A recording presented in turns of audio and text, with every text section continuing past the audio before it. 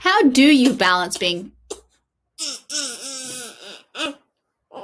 a mom, a full-time nurse or practitioner, and an entrepreneur at the same time? Well, in today's video, we are going to share with you all of our best tips and tricks to make that happen. Okay, the first thing that I'm going to share with you is always remember, first and foremost, that you're a mom and have some patience. It is really hard sometimes whenever we're trying to balance more than one thing, and we tend to get a little bit overwhelmed a little bit easily. So my first tip and trick is just remember that you're a mom first, and if it doesn't work out exactly right or exactly how you planned, that's okay. But we work with things as we can and be flexible. So part of that being flexible is maybe doing your certain business activities that you have to do to run your business around your kiddo's schedule. And what I mean by that is earlier he was actually napping and I had 2 free hands.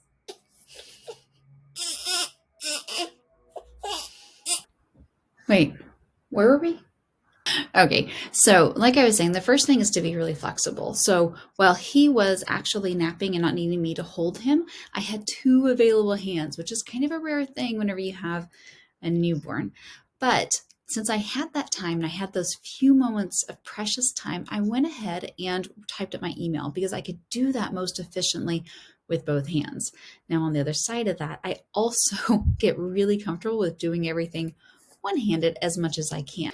Now, along those same lines, the thing that I always recommend a mom entrepreneur, especially if you're working full-time, also to do first and foremost, before you ever even feel ready doing that, is hiring out for things, ancillary things around the house. So that means that at least once a week, I hire somebody to do my laundry, do my dishes, do my floors, clean the house in general, and that makes a huge difference. The way that I want you to look at that is that whenever you do laundry or dishes or anything like that, you don't actually build up any kind of extra income, but whenever you're working your business, you're building up extra income. Being able to earn an income instead of doing things like laundry and dishes allows for you to be able to hire out and get more things done. So eventually the goal is to start hiring in your business. So then it starts making money even while you're doing other things. That's whenever your business literally can start making more income for you while you do things like sleep or spend time with family. Now, along those same lines, my third tip for you is to make sure that you're growing something that can be put on evergreen. Evergreen means that other people can access that information readily at any time. You don't have to be there always peddling your products or showing people all the ins and outs. It's put up onto a system, onto a platform where everyone can access the information on their own, and you don't have to play middleman in order to get them to access it and to purchase it. Also, make sure that it's passive, meaning that people can find you and be able to buy it without you having to be there. Always trying to implement those systems into your business is going to make a big difference in it. People always wonder how I'm able to grow my business so fast, and it's because I went ahead and started implementing. I learned how to, and I invested time and money into learning how to do evergreen and passive systems. Once I was able to do that, my business grew on its own, thereby allowing me to hire out more. So you can see that really great cycle that happens with being a business owner that you can't have whenever you're trading time for money or doing things like laundry. Now, my fourth tip for you is to be consistent with at least one time during your day. So while this is a little bit up in the air for me right now because we're in the newborn phase, during majority of my time, at least the first hour of every single day is dedicated towards building my business and my own personal development. So I usually spend, personally, this is how I do it. I spend at least probably 30 minutes praying, meditating, and focusing on my goals, and then at least 30 minutes a day running my business. Now, whenever I very first started, sometimes it was only 15 minutes a day, but either way, I try to keep that really consistent. However, I allow life to move how it needs to move, just like with the newborn phase. My sleep is not regular, therefore my schedule is not regular, and I'm really just kind of doing things as I can, but again, being flexible in that if little man has to be a part of a video, then he has to be part of a video, but that's really fine. And allowing your true self to shine through in your business is important in that.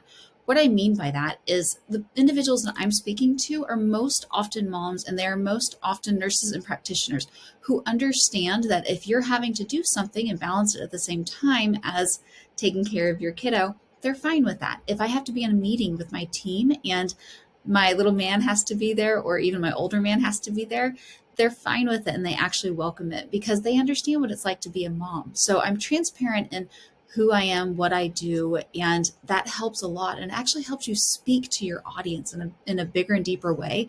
So don't be afraid of that. Don't try to put up a front for anybody, which actually leads me to my next business tip for you as a mom and full-time employee, and that's to let perfectionism go out the window. So I used to be really bad about this. The first time I ever made a video, I literally took 2 weeks to film and edit it. And that's really pretty crazy. You can never actually grow a business if you're going to take that much time. Now they were, pretty intricate and they had a lot of details in them. I don't know that they were totally quality editing. However, they didn't need to have all of those special gadgets and everything on it. Really just get the information to people and share what it is that you need to share. Be concise, but don't worry about perfectionism. Worry about quality of information. Now, the last two tips that I want to share with you is one, make sure that you're batching things. So I will often do a whole bunch of videos all at once, and then throughout my time of the weeks following, I'll edit them as I can. Now, this was before I actually was sending people to edit some of my stuff, but when I first started out, I was just editing it as I could. And whenever I had a time that I could hear the audio, I would edit that. Whenever I had time that I wasn't able to listen to videos, I would edit from that a post, or I would do something like that. Whatever it is that my time allowed me to do during that time, I was flexible with it, but as much as I could, I batched things. So I did videos all at once, or I did a whole bunch of posts all at once, or I took out the audio and transcribed it, and then I cut it up into several different posts from that one video. So I'm able to batch things that way, and it makes it a lot easier. There's also certain ways that you can reuse information in different ways and on different platforms. And that's something we'll kind of get into different videos, but you can definitely find some of my videos for help on that. But it will help you be able to keep things kind of focused and organized, but also just to make sure you get things done. Just like right now, if you're setting up lights, you have makeup on, those kind of things, and shoot a video. If you don't have time to do that kind of stuff, do your podcast. And then try to get a few done all at once while you're kind of in that flow. It helps a lot, and it allows for you to have material going forward in your business at hand, where if you get stuck and don't have the time to do that, you already have some backup.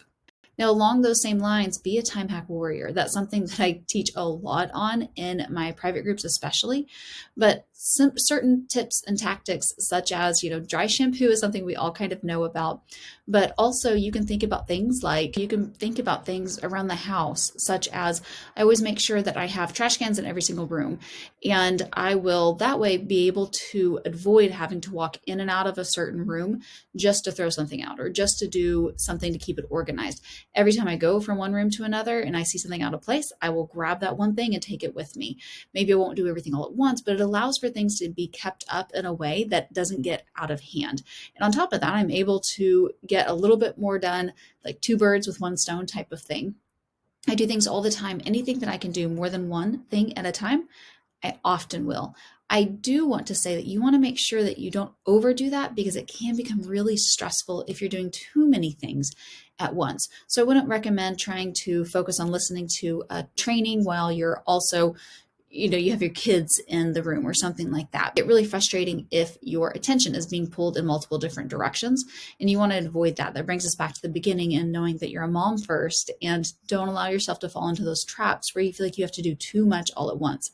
However, if things are not stressful for me to pair them together, I'll often do that. And that makes it really helpful, such as if I'm doing the dishes by myself and everyone else is in the living room, watching TV after dinner or something like that, I might put in my earpods and then I can listen to a video. Now, at the same time, sometimes I won't hire out for things like that because it actually gives me an excuse to be able to do something and kind of have my own time. But also things such as mowing the lawn. I only have a push mower because that also becomes exercise for me. So if I wasn't able to exercise that day, I can put on my podcast, I can mow the lawn, get in an exercise workout, but also listen to a training all at the same time. So it all just kind of depends on the flow of life and keeping it flexible. And I think everything I talked about today kind of really flows back into that staying flexible idea. However, just really make it match and flow for your life because it's your business and you're the CEO of your own business. And that is the beautiful part of it. So I hope that these tips were helpful for y'all. Be sure that if this resonates with you, if this is something you want to do, subscribe, but comment below also because I really and truthfully love hearing from you. That's one of the biggest things that I absolutely love is hearing from you. What spoke to you, what helped you, and what would you like to know more of? Because that's really what I'm here for, is to help you grow in your life as a nurse and entrepreneur.